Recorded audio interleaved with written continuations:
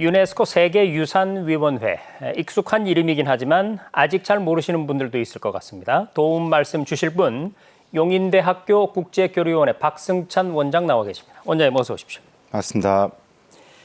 자, 내년에 부산에서 제48차 유네스코 세계유산위원회가 열립니다. 네. 원장님, 먼저 유네스코 세계유산위원회가 뭘 하는 곳이고 네. 또 이 개최지는 어떻게 선정을 하는지 궁금하네요. 유네스코 많이 들어보셨을 거예요. 근데 유네스코 딱 들으니까 이제 기본적으로 유엔의 산하에 있는 뭐 전문 기구다 이런 걸 네. 알 수 있을 것 같아요. 근데 유네스코가 이게 이름 자체가 교육, 과학, 문화거든요. 그래서 유네스코인데 이 유네스코 이제 그 산하에 이제 이것을 우리가 흔히들 세계유산 등재를 결정하는 회의가 바로 세계유산위원회다라고 이제 보시면 될 것 같고 이게 이제 지금 한 196개 기본 세계유산 협약국 있는데요. 그 대표단이 있고, 그다음 21개 이제 위원국으로 구성이 되어 있습니다. 근데 이제 기본적으로 개최 자격을 하려면 21개 위원국 안에 들어가야 되거든요. 거기서 네. 결정할 수 있다라고 이제 이해하시면 될 것 같고, 그러니까 21개 이제 위원국도 이제 보통 대륙별로 다 이제 좀 균등하게 지금 들어가 있습니다. 그래서 보통 위원국 임기가 이제 한 6년 정도 되는데 뭐 자발적으로 한 4년만 하고 단축하겠다 이렇게 하면 또 4년 할 수도 있고요.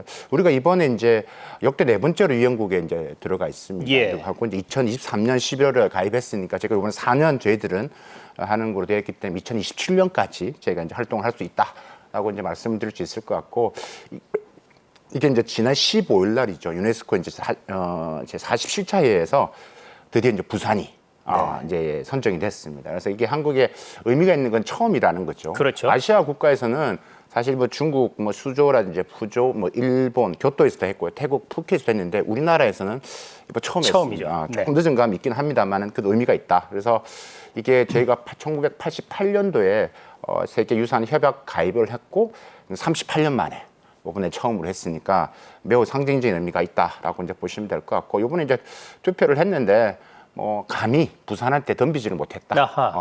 그러니까 뭐 베트남도 할 의상이 있었는데 야 부산이 나온다니까 야 손 내리자, 그냥 밀어주자. 그래가지고 뭐 압도적으로 저희가 이제 부산이 됐다라고 이제 보시면 될 것 같습니다. 자, 세계유산이라고 하면은 이 너무나 가치가 있어서 유엔 차원에서 그러니까 전 세계적으로 보호해야 할 유산이다 이렇게 되는 것이죠. 네. 그런데 지금 이 세계유산위원회 개최지 얘기를 들어보니까 방금 베트남 얘기도 하셨고 부산과 경쟁하지 않으려는 분이 그러니까 부산에게 길을 비켜줄 정도로 우리가 굉장히 강력한 후보였다는 건데 여기에는 어떤 특별한 이유가 있을까요, 원장님? 저는 개인적으로 크게 한 3가지 정도로 좀 정리를 좀 할 수 있을 것 같습니다. 네. 첫 번째는 부산이 그래도 많이 했잖아요. 국제 행사. 대한민국 뭐 2번째 도시고요. 그렇죠. 2002년 아시안 게임을 했죠. 그다음에 2005년도에 에이펙 정상회담도 했었죠. 그러니까 다양한 국제 행사를 했던 경험이, 그다음 그것도 성공적으로 개최했던 경험이 있다. 이게 이제 가장 크게 이제 뭐 좌우했던 것 같습니다. 네. 도시와 또 인프라적인 또 문화적인 요소도 같이 있기 때문에 그게 첫 번째 이유인 것 같고 두 번째가 이제 이 한국 전통 문화에 대한 인기가 조금 이제 올라가고 있는데 우리가 K컬처라고 하죠. 네. 이 K컬처가 다양한 측면에서 지금 일어나고 있는데 그러니까 이런 측면에서 이제 한국을 찾는 관광객들이 많아지고 한국을 오면 또 이제 우리 문화를 찾아서 우리 국립박물관도 많이 오게 되고 혹시 저 앵커님 같은 경우는 우리나라 국립 그 박물관의 관람객 수가 어느 정도 될 것 같습니다. 그러니까 전체 우리가 기본적으로 뭐 박물관이 많은데 대한민국 우리 국립박물관 한 몇 위 정도? 세계에서요? 네, 세계에서. 저는 10등 안에 든다고는 알고 있는데 정확하게 몇 등인지 모르겠어요. 이게 이제 작년 기준으로 했을 때 저희가 한 세계 8위 정도 합니다. 네, 적지 않습니다. 이게 작년에 한 378만 명이 네. 우리 저 박물관을 방문했는데 뭐 1등은 프랑스 파리죠. 그러니까 루브르 박물관이 박물관. 한 870만 명이 갔고 2위가 이제 바티칸 박물관, 그다음 3위가 이제 영국 박물관. 저기 나오는데 네. 기본적으로 우리나라가 6위. 6위네요. 네. 기본적으로. 저 2023년도네. 그죠? 2004년도 조금 떨어지긴 했습니다. 네. 어쨌든 저희가 많이 방문하고 있다. 그래서 이런 부분들이 K컬처의 영향이 아닌가라고 싶고요. 그다음 세 번째가 최근에 이제 핫하게 이제 우리 이 K 문화, 특히 이제 이 전통 문화에 대한 부분들을 이렇게 업시킨 인기를 또 우리가 트리거 역할을 했던 컨텐츠가 있는데 네. 이게 지금 넷플릭스 혹시 보셨나 모르겠지만 이게 K-팝 이게 데몬 헌스터라는 헌터스. 애니메이션이 있습니다. 네. 혹시 보신 적 있습니까? 예. 저는 엄청 재밌게 봤는데요. 보고 좀 놀랐습니다. 야, 이게 이렇게 우리 전통 문화가 이렇게 녹아내릴 수 있구나라는 그렇죠. 것도 새로운 해석을 했는데 이게 이제 K-팝 아이돌을 소재로 했습니다. 이게 뭐 이게 소니 픽처스 애니메이션 제작이니까 어떻게 보면 미국에서 만든 건데 이게 전 세계에서 보니까 한 40개국 이상에서 시청률 1위를 지금 해가지고 지금 네. 매일 화제가 일어나고 있고 많은 나라에서 그걸 보니까 거기 등장하는 전통 문화에 뭐 갓도 나오고요. 우리의 국립중앙박물관 그래서 우리가 뮤지엄 굿즈 이것을 이제 뮤즈라고 하는데 이것도 지금 계속 지금 뭐 매출이 올라가고 있고요. 뭐 거기에 보시면 또 호랑이하고 까치가 함께 그리지 우리 미나가 나옵니다. 네. 이걸 자코도라고 하는데 이 부분도 마찬가지고 그래서 이게 지금 온라인 샵 같은 경우도 우리 지금 박물관 뭐 일일 평균 방문자 수가 한 6만 명이 넘는다고 그래요. 네. 그래서 올해 지금 상반기 매출액만 한번 제가 들여다봤는데 전년 동기 비해 34%나 늘어났어요. 네. 얼마 정도 팔았냐 하니까 115억 정도. 그만큼 이게 최근에 우리의 이런 컨텐츠의 힘이 커져가면서 우리 전통 문화에 관심이 더 많아졌고 그래서 이런 것들이 이제 선장이 된 종합적인 배경이 아니겠나라고 생각을 합니다. 그렇습니다. K-팝 데몬 헌터스 어마어마한 인기를 지금 누리고 있는데 특히 젊은이들 사이에서요. 아, 그럼요. 이 대한민국의 전통 문화가 이 전 세계 젊은이들에게 소위 이 힙하다 이런 이미지가 굉장히 강하다고 합니다. 그런데 그 힙하다는 그 이미지를 알린 대표적인 또 영상이 하나 있죠. 네. 우리 한번 같이 보시고 얘기를 나누겠습니다.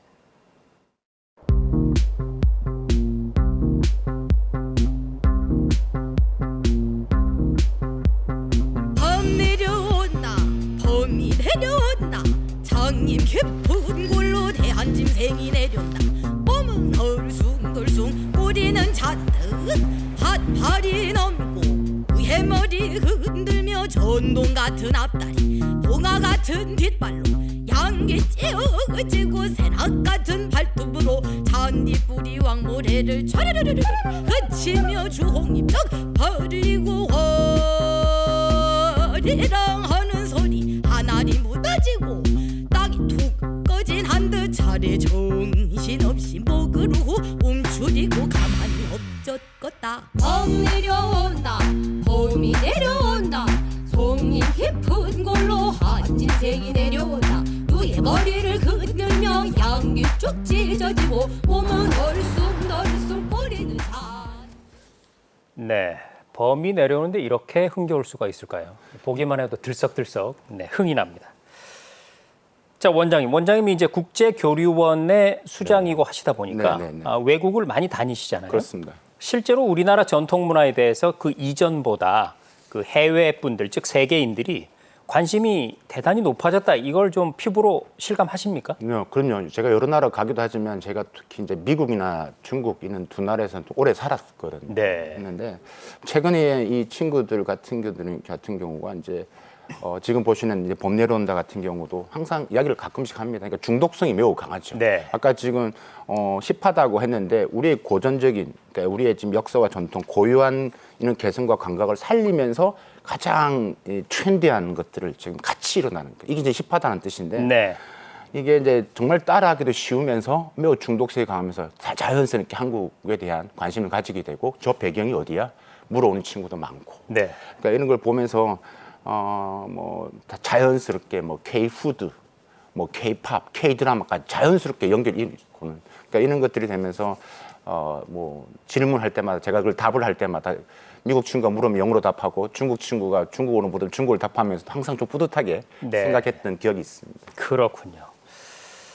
자, 그런가 하면 이 문화뿐만 아니라 우리나라의 자연유산도 세계에서 그 가치를 인정받고 있습니다. 그러니까 내년에 부산에서 열리는 세계유산위원회에 앞서서 올해는 파리에서 열렸는데요. 지난 16일에 폐막했습니다. 47차 파리 유네스코 세계유산위원회에서 우리나라 자연유산이 또 등재가 됐죠. 네, 이게 참 얼마 되지 않죠. 기쁜 소식인데 지난 7월 12일이죠. 유네스코에서 이제 뭐 지금 어떻게 보면 의미 있는 지금 결정이 이루어졌는데 대한민국 최초의 이제 석기 시대 이제 세계 유산이 좀 등재가 된 겁니다. 그래서 이제 됐는데 이제 울산 있는 이제 방구천에 이제 암각화인데 암각화. 이제 암각화란 부분들은 뭐 기본적으로 여러분들이 다 이해할 수 있겠지만 그러니까 새겨 놓은 것들거든요. 그러니까 뭐 동굴이라든가 바위나 이런 것들인데 이게 이번에 이제 된 게 지금 현재까지 우리나라가 한 총 17건의 유네스코 세계 유산이 있습니다. 네. 이번에 이제 또 추가가 된 거죠.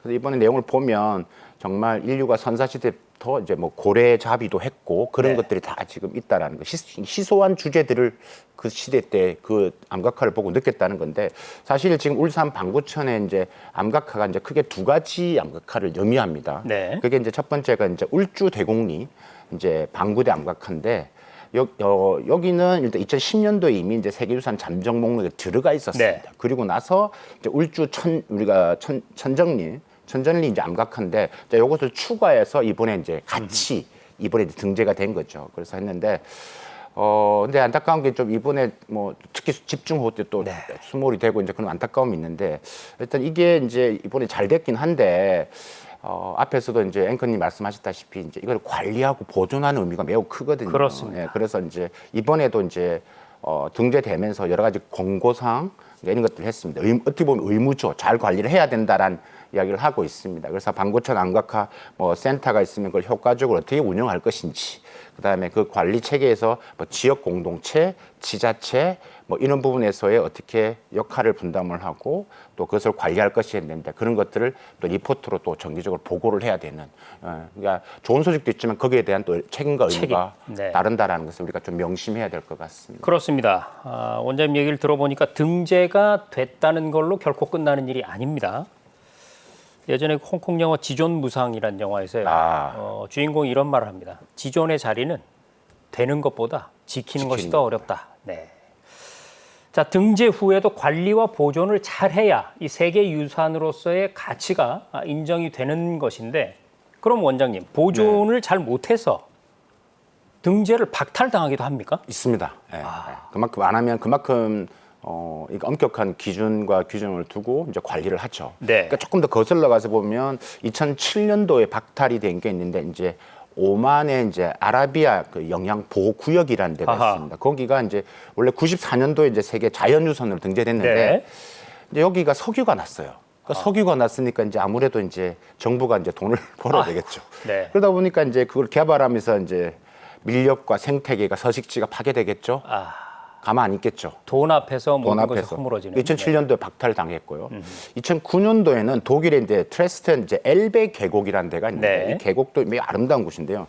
여기가 이제 뭐 2006년도에 이제 엘베 어떻게 보면 엘베 강 양쪽 도시를 좀 연결한 다리를 놓으려고 했어요. 네. 그러니까 다리를 놓다 보니까 아무래도 좀 파괴가 일어났겠죠. 그러니까 파손 가능이 있다 보니까 유네스코에서 이제 2009년도에 또 박탈을 했고요.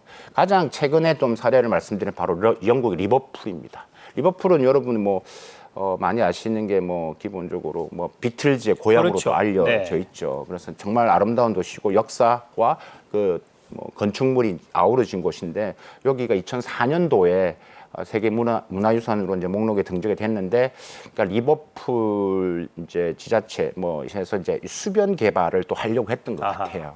그러다 보니까 이제 유네스코가 계속 시그널을 줬습니다. 좀 걱정된다, 우려된다, 조심해라라고 했는데 결국 이제 이게 이제 3분의 2 이상 그 위원회에서 이제 뭐 동의가 있으면 박탈이 되거든요. 네. 그때도 이제 뭐 한 15명이 이제 박탈 찬성의 표를 드는 바람에 리버풀도 박탈이 된 사례가 있기 때문에 우리가 결코 안심할 수는 없다. 그렇군요. 지금 교수님이 얘기해 주신 사례들, 그러니까 세계유산으로 지정이 됐는데 인간의 편리나 이익을 위해서 개발을 하다가 네, 이제 유산으로서의 가치가 훼손된 경우 아니겠습니까? 그렇습니다. 그러면 이 개발 말고 또 다른 이유로 지정이 취소된 경우도 있나요?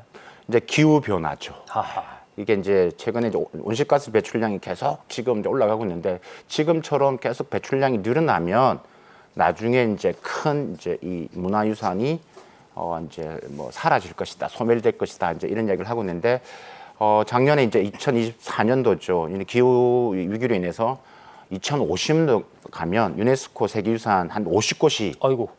이제 사라질 수 있다는 연구 결과가 나왔어요. 네. 그러니까 순위별로 나와 있어요. 가장 리스크가 큰 1위부터 한 50위까지 나왔는데 우리나라 같은 경우도 지금 여기에 지금 한 3군데가 들어가 있습니다. 뭐 자료를 보면 한 36위에 우리 조선 왕릉이 들어가 있고요. 네. 46위에 보면 종묘가 들어가 있고 50위 보면 우리 이제 산사, 뭐 통도사, 부석사 있는 이런 이제 7개 사찰이 되는 부분이 들어가 있는데 여기서 이제 가장 1위 첫 번째 가장 리스크가 큰 게 바로 인도네시아 발리의 수박이라는 곳인데 네. 예, 근데 여기가 이제 수박 시스템, 이게 지금 시스템이죠. 그러니까 논에 이제 물을 대는 관계 시스템인데 여기 지금 아하. 화면에 나오는데 네, 저기 유명한 그러니까 곳이죠. 계단식 논을 유지하는 발리의 네. 전통 제도입니다. 그러니까 발리 주민들이 논에서 이제 산모작 벼농사를 이제 짓는데 이제 전통 방식을 하고 있는데 요게 이제 홍수, 우리가 말하는 뭐 폭염, 가뭄 이거에서 리스크가 크다. 그래서 계속 2번의 경고를 좀 하고 있습니다. 유네스코에서. 그래서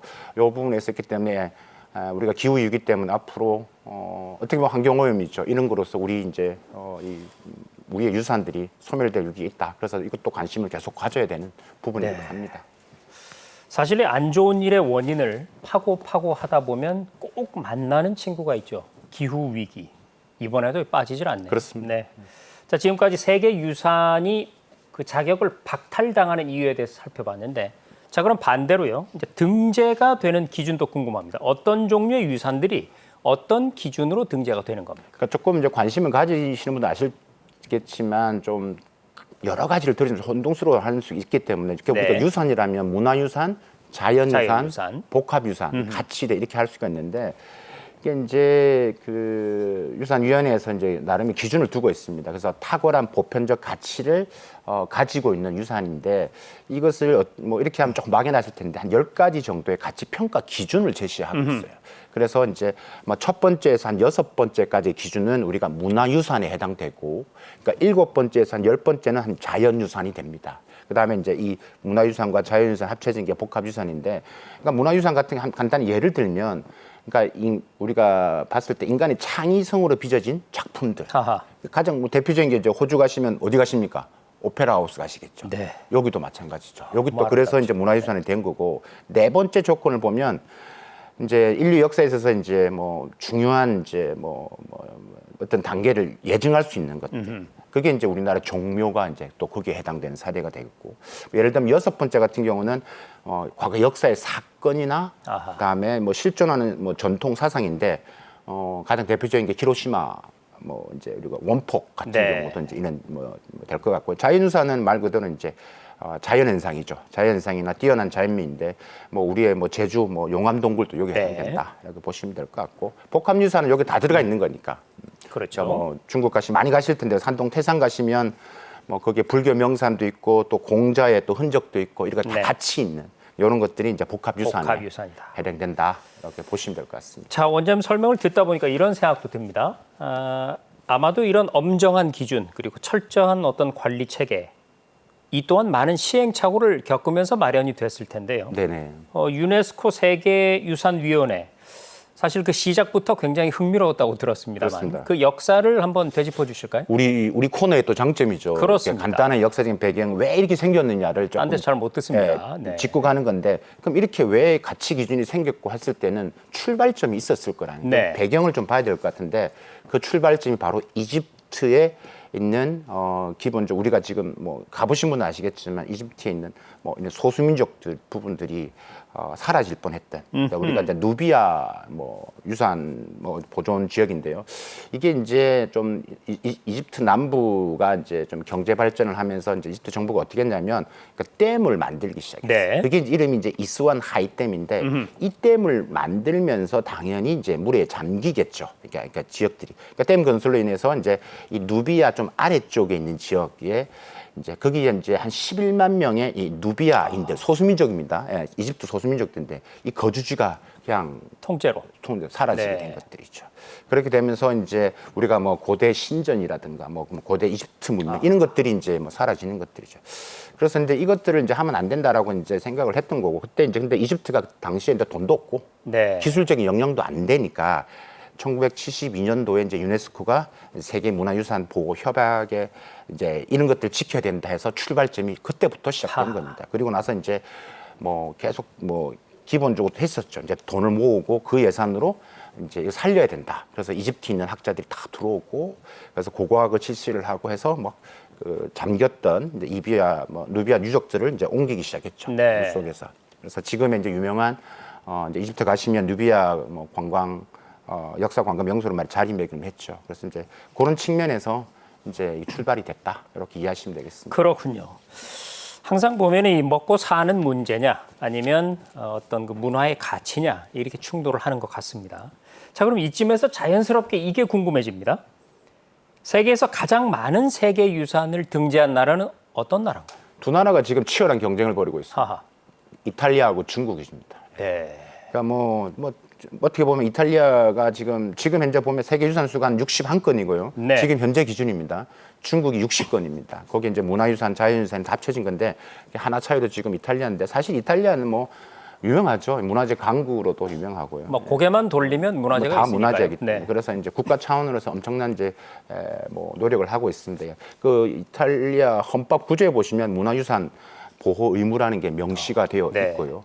뭐 역사적으로도 이미 1939년도에 문화재 보존 관리법을 제정을 했고 74년도에 이제 문화유산 관광부도 이제 정부도 만들었죠. 뿐만이 아니라 지금 이제 여러분들 국제문화재 이제 보존 복구 연구센터라는 게 있습니다. 이것도 하나의 국제 기구인데요. 네. 이게 1959년 이게 바로 이제 5월달 로마에 설립됩니다. 여기서도 이탈리아가 이제 가장 주도적인 역할을 좀 하고 있다라고 보시면 되겠습니다. 네. 이 재밌게 원장님 말씀 듣다 보니까 시간이 또 많이 지나서 마지막으로 가장 중요한 질문 드리겠습니다. 네.